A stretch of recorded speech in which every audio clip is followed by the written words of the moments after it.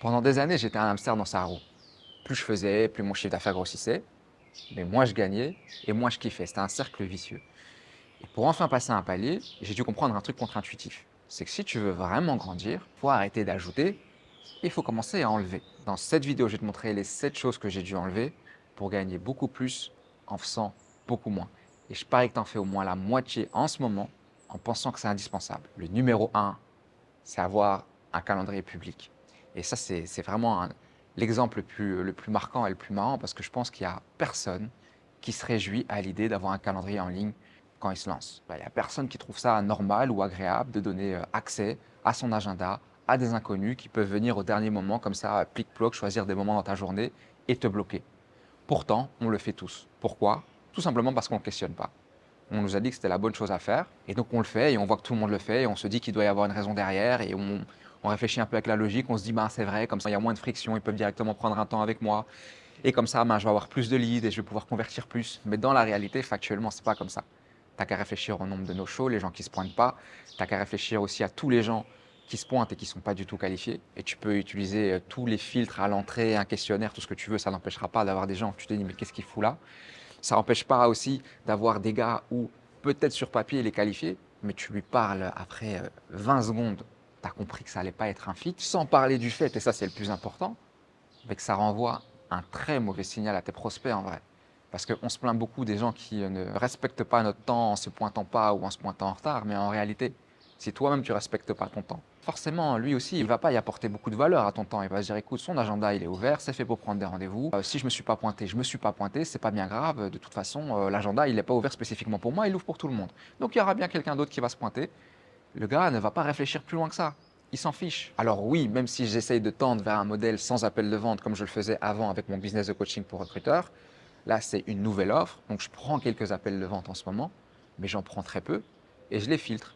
Personne n'a accès directement à mon agenda et ça change la vie parce que toute ma semaine, j'ai un agenda qui est vide et je prends peut-être 2 appels maximum. Mais 2 appels maximum sur la semaine, ça en fait 8 par mois.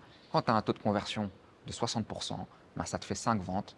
À 3 000 euros l'offre high ticket en moyenne, ben ça te fait 15 000 euros qui rentrent.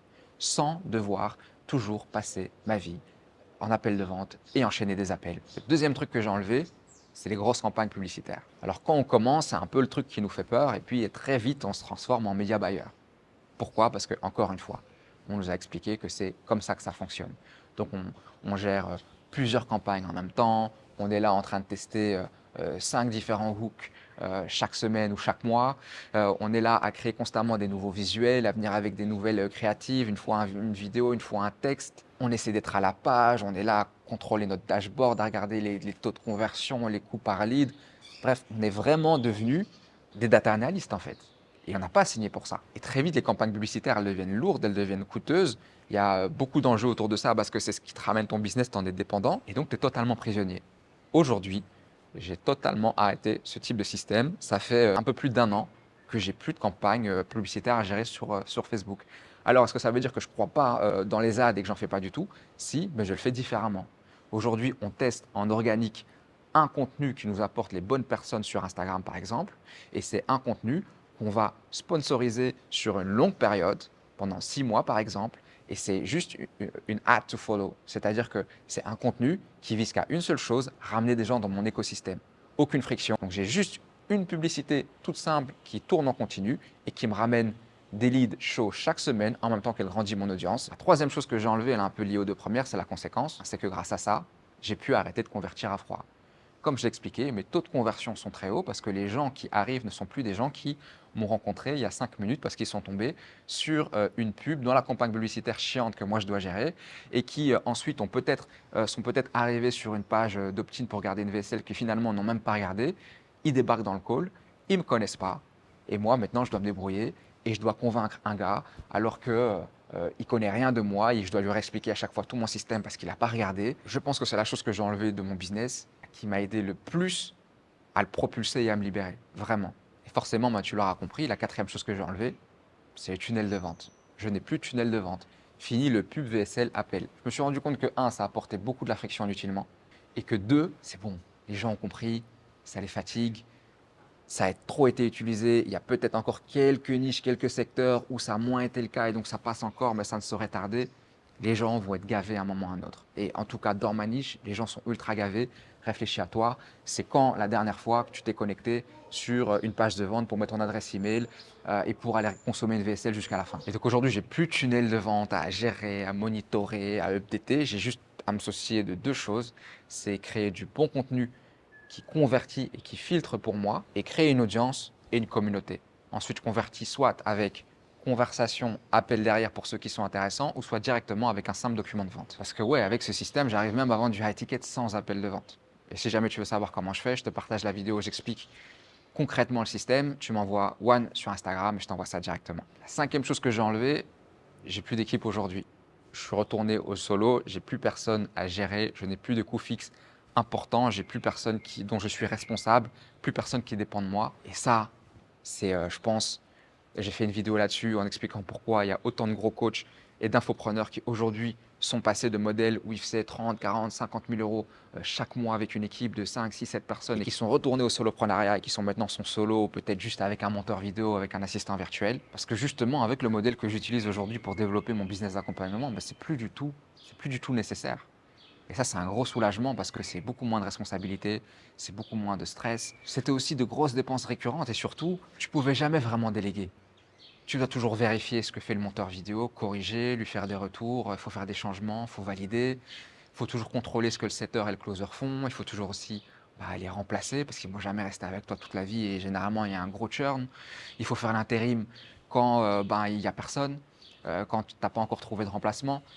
Donc franchement, c'était vraiment épuisant mentalement, ça prenait beaucoup d'argent et très souvent, je pense que ça nous arrive à tous de nous dire, de regarder et de se dire, mais en fait, l'énergie mentale que ça me prend de m'occuper, de les gérer, tu vois, autant le faire moi-même. Et avec ce système-là, ça restait compliqué, voire impossible.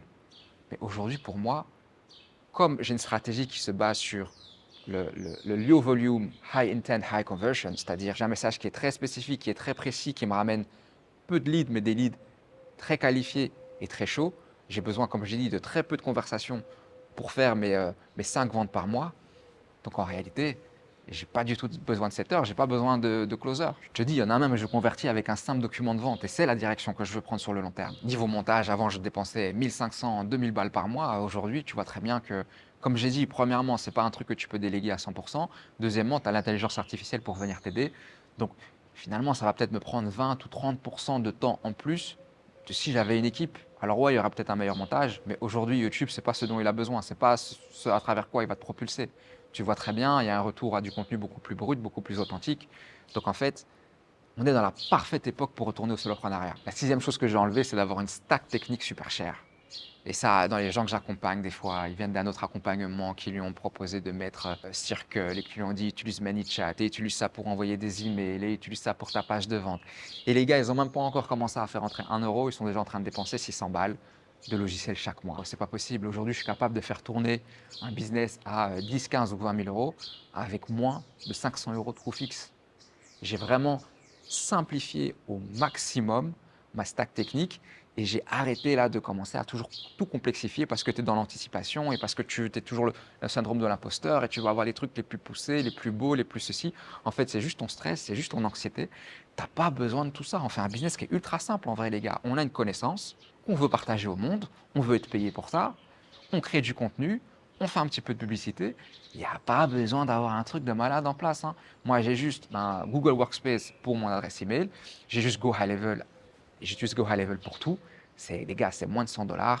Tu peux faire tes pages de vente avec ça, tu peux envoyer tes emails, tu peux faire tes automatisations sur Instagram. J'ai mon CRM dessus, j'ai mon calendrier, j'ai tous mes contacts. Bref, tu veux que j'utilise quoi d'autre? Je pourrais même l'utiliser pour héberger des vidéos, pour faire une communauté, mais ça, maintenant, tu as un School qui est à 9 balles. Et quand tu commences, tu utilises School à 9 balles. Pourquoi tu vas aller chercher un Circle qui a plus de 200 balles? Je comprends pas. Et j'utilise Gling AI pour monter mes vidéos, comme je vous l'ai déjà montré. C'est lui qui les monte en automatique à 80%. Ça me coûte 20 $ par mois. Je veux dire, je crois que ça, là, en calculant, ça doit faire quoi? 150, 160 $, un truc comme ça. C'est que dalle, mais tu n'as pas besoin de plus. Et pour finir, la septième chose que j'ai enlevée, c'est toute offre complexe ou toute offre multiple. Maintenant, j'ai une offre qui est ultra simple et qui est unique. Et ça, c'est une erreur qu'on fait tous. On veut pouvoir servir plusieurs types de clients, on veut pouvoir cibler plusieurs types de populations.